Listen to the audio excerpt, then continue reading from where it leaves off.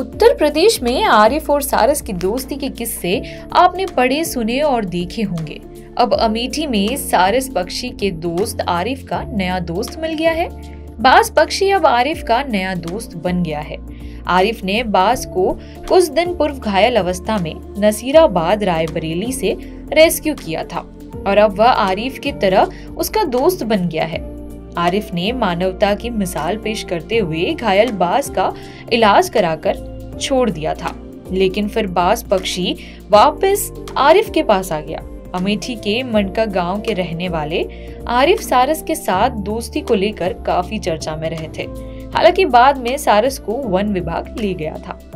दरअसल अमेठी के जामो ब्लॉक के जोधनपुर मंडका गांव में रहने वाले आरिफ की दोस्ती राजकीय पक्षी सारस से हुई थी और सारस को भी घायल अवस्था के दौरान आरिफ ने बचाया था, जिसके बाद सारस उनके साथ रहने लगा और सारस और आरिफ की दोस्ती देश ही नहीं बल्कि विदेशों में खूब सराही गई। फिर कुछ दिन बाद आरिफ से सारस को जुदा होना पड़ा। अब बाज के साथ आरिफ फिर सोशल मीडिया पर छाए हुए हैं। इतना ही नहीं, सारस की तरह बाज भी आरिफ का मुरीद है। मोहम्मद आरिफ ने बताया कि दोस्ती की कोई परिभाषा नहीं है।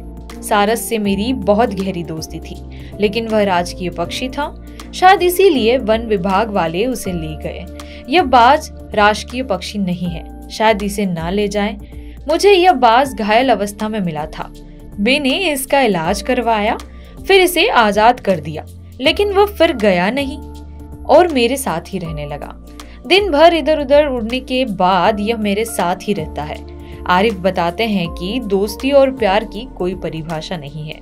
हम आप जिससे प्यार दुलार से बात करेंगे वह हमारे साथ रहना चाहेगा। दरअसल दोस्ती की बात की जाए तो दोस्ती का रिश्ता हर किसी के लिए खास होता है, लेकिन दोस्ती का मतलब जब अमेठी से निकाला जाए तो यह रिश्ता इंसान की पक्षी के साथ दोस्ती की कहानी बताता है। उत्तर प्रदेश के राजकीय पक्षी सारस के साथ कभी चर्चा में आए मोहम्मद आरिफ का नाम तो आपने सुना होगा। अब आरिफ के साथ राजकीय पक्षी सारस नहीं बल्कि बाज है। ये बाज हमको सारस के जाने के बाद कुछ दिनों बाद ये मिला हमको।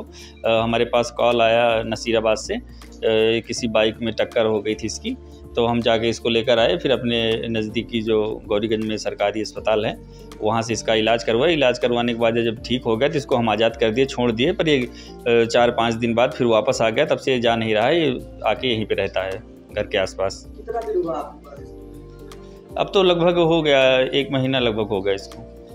तब से जा नहीं रहा? जी, तब से जा नहीं रहा है। जाता है तो 1-2 घंटे के लिए कहीं जाता है, फिर वापस आ जाता है। क्या लगता है कि दिनचर्या है इसमें? ये दिन में आसपास घर के या जो है दरवाजे पे जहाँ लोग बैठे रहते हैं वहाँ पे, या जो ये जाली लगी हुई है गाड़ी खड़ी करने के इसके ऊपर, क्योंकि बाज ऊपर बैठते हैं, ज़मीन पे बहुत कम बैठते हैं ये, तो ऊंचाई पे हरदम आसपास कहीं न कहीं बैठा ही रहता है, जाता नहीं है। अब वो सारस जो था राजकीय पक्षी था और इसलिए शायद उसको ले गए, और आज़ाद वो भी था और आज़ाद ये भी है, और ये राजकीय पक्षी नहीं हो सकता है इसको ना ले जाया जाए। सारस को लेकर एक प्रेम दिखा था, तो क्या लग रहा है कि बाज को लेकर भी एक बार आरिफ और बाज का प्रेम दिख रहा है? जी, कोशिश कर रहे हैं हम, ज़्यादा से ज़्यादा टाइम इसको देते हैं जब आता है तो, और पानी वानी पिलाने का, खिलाने वालाने का ध्यान देते हैं इसका। और बाकी तो ये अपनी स्वयं इच्छा से आता है, जितनी देर मन करता रहता है, उसके बाद फिर बाहर चला जाता है, फिर आता है। आज फ्रेंडशिप डे है तो आपकी तरफ पक्षी प्रेम देखा जा रहा है लगातार, ऐसे क्या है, क्या वजह है कि आपसे लगातार पक्षियों से प्रेम हो जाता है? अब प्रेम की कोई भाषा नहीं होती। आप जिससे भी प्यार से मिलेंगे, बात करेंगे और खिलाएंगे पिलाएंगे, उससे प्रेम हो जाएगा।